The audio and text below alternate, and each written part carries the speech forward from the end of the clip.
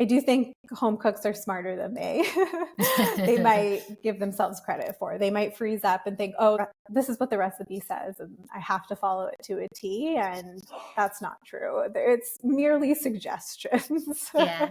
most of No, the time.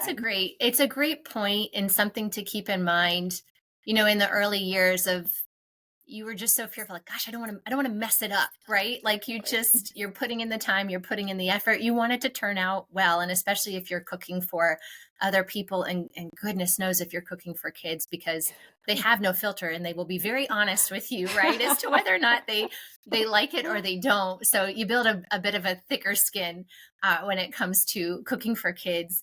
But that did happen to me recently there is a rice dish that I make that has bell pepper and scallion, and you dress it in kind of a vinaigrette with oil and vinegar. And I've always used red wine vinegar because that's what the recipe called for.